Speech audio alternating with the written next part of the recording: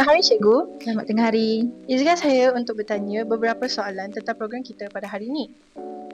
Soalan pertama saya, apakah langkah-langkah yang diambil untuk memastikan sambutan Hari Mall berjalan dengan lancar? Setelah diamanahkan untuk mengurus dan melaksanakan sambutan Hari Mall, saya telah merancangkan dan melaksanakan dengan berjumpa dengan pentadbir, dan saya bersyukur kerana mendapat kerjasama daripada pihak pentadbir, guru-guru dan juga murid-murid sebab bagi pelaksanaan makluman daripada pelaksanaan ini adalah sangat pendek, iaitu dalam masa tak sampai 24 jam kita perlu melaksanakan majlis ini.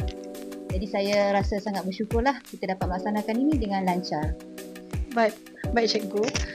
Soalan saya terakhir, apakah pandangan Cikgu tentang impak yang akan dibawa oleh sambutan Hari Mall kepada murid-murid sekolah Methodist? Sebagai seorang guru yang mengajar mata pelajaran sains dan juga kimia, melalui program ini sebenarnya sangat memberikan input yang baiklah kepada murid-murid berkenaan dengan mall. Murid-murid yang belum pernah mendengar perkataan mall akan mula mempelajari dan berminat untuk mengikuti mata pelajaran kimia, dan saya amat berharap semoga saya berharap semoga program ini dapat diteruskan pada masa yang akan datang. Baik, terima kasih Cikgu kerana sudi menerima tubuh kita.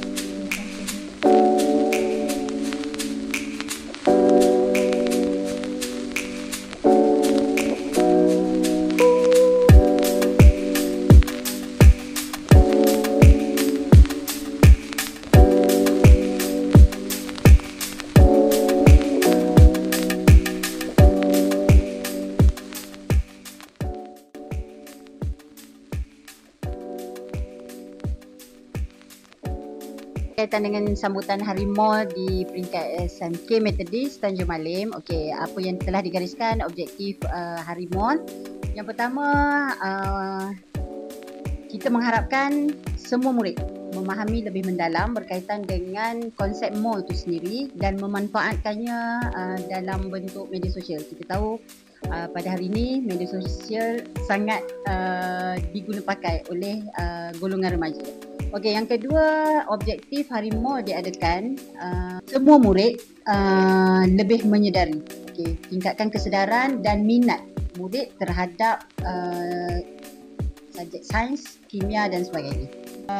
Saya selaku pentadbir, salah seorang pentadbir di sekolah ini mengharapkan agar sambutan Hari Mall, sebab kita tahu Hari Mall akan diadakan pada setiap tahun pada 23 Oktober 2024 dan seterusnya lah. Okey, jadi kami mengharapkan agar sambutan selepas ini tahun-tahun mendatang mungkin akan lebih meriah, akan lebih mendalam impaknya dalam kalangan murid dan memberi satu suntikan kepada murid berkaitan dengan konsep sains sebenarnya. Okey, jadi pemilihan pakej untuk ke aliran sains lebih difahami oleh murid-murid, mungkin murid-murid tingkatan 1, 2 dan 3 sebelum mereka berinjak ke tingkatan 4 dan mengambil peperiksaan SPM.